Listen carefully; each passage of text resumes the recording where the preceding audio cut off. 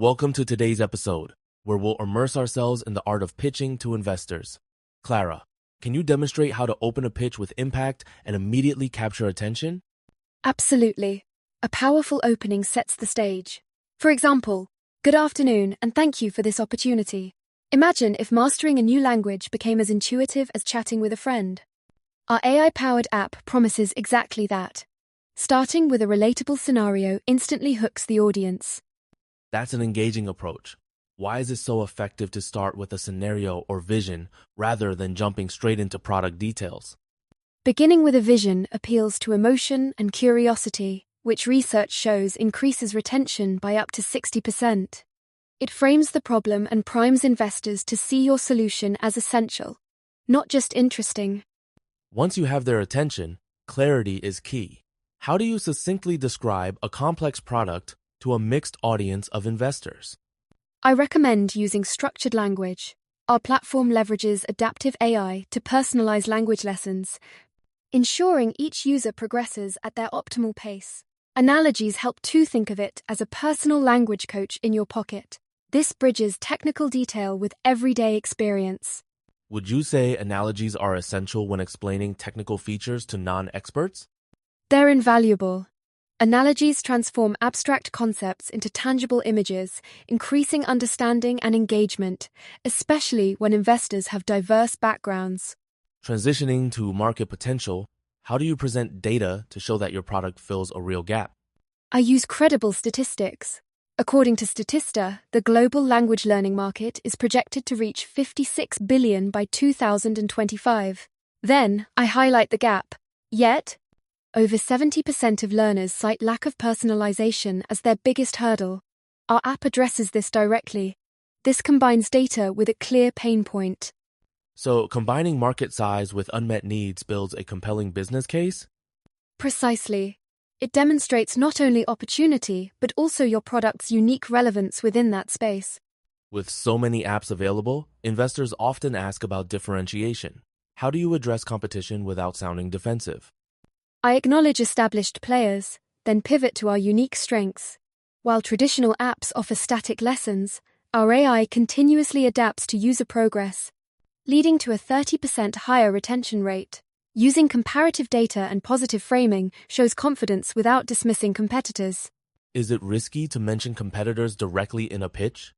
Not at all, if done diplomatically. It signals awareness and strategic thinking, both of which investors value highly. Now, let's discuss revenue. What's the best way to explain monetization models to investors who may have different risk appetites? Transparency is vital. For example, we operate on a freemium model. Basic features are free, while premium content is subscription-based. Our projected ARPU, or average revenue per user, aligns with industry standards. Using clear, formal terms conveys professionalism and builds trust. How should founders respond if investors challenge these assumptions? Be ready with supporting data. Our beta users showed a 12% conversion to premium, which is 3% above the market average. This demonstrates preparedness and adaptability. Scalability often comes up in QA. What language can founders use to reassure investors about growth potential? I use assertive, yet realistic phrasing. Our cloud-based infrastructure allows seamless scaling to millions of users without significant cost increases, drawing parallels to well-known platforms much like Netflix. Our back-end auto-adjusts resources based on demand, makes the concept accessible.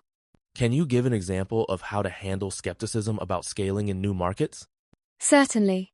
We're conducting pilot programs in 3 regions to localize content and optimize user experience before full rollout. This shows a proactive, data-driven approach.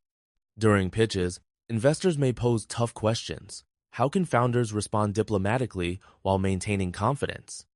Start by validating the concern. That's a valid question regarding user retention. Then, pivot to your solution. To address this, we've integrated gamification elements, resulting in a 25% increase in daily active users.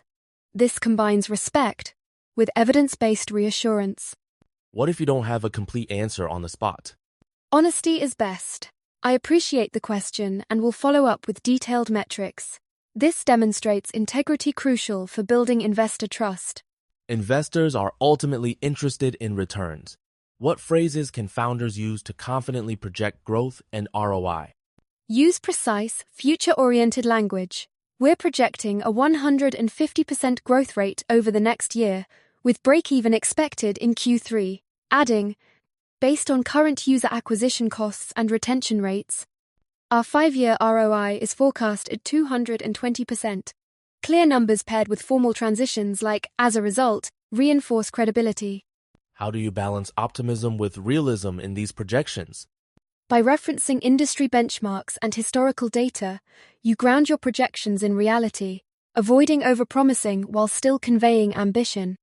As we near the end, what elements make for a strong, memorable closing in a pitch? A strategic closing reiterates your ask and partnership vision. We're seeking strategic partners who share our vision of accessible language education. Together, we can revolutionize learning worldwide. This blends gratitude, ambition, and a clear call to action. Why is it important to frame the investment as a partnership rather than a transaction? Framing as a partnership signals long-term commitment and alignment. Investors want to feel like collaborators, not just financiers. Let's engage our listeners. What practical exercises can help professionals internalize persuasive business English for their own pitches? First, draft a mini pitch using 3 powerful phrases like, we've identified a clear gap in the market, our data-driven approach ensures results, and we welcome your questions and feedback. Practicing out loud builds fluency and confidence. And for Q&A practice, what strategies do you recommend? Role play is highly effective. Pair up and take turns as founder and investor, focusing on giving diplomatic, formal responses. Reflect on both tone and clarity. Recording yourself can highlight strengths and areas to improve. To wrap up, what mindset should learners adopt to deliver pitches with both confidence and strategic insight? Approach every pitch as a collaborative conversation, not just a performance. Use formal yet authentic language, prepare thoroughly, and always be ready to adapt. Remember, clear communication and strategic thinking are your strongest assets in any high-stakes setting. Thank you for these actionable insights. By mastering persuasive business English, our listeners can unlock new professional opportunities and make lasting impressions in any boardroom.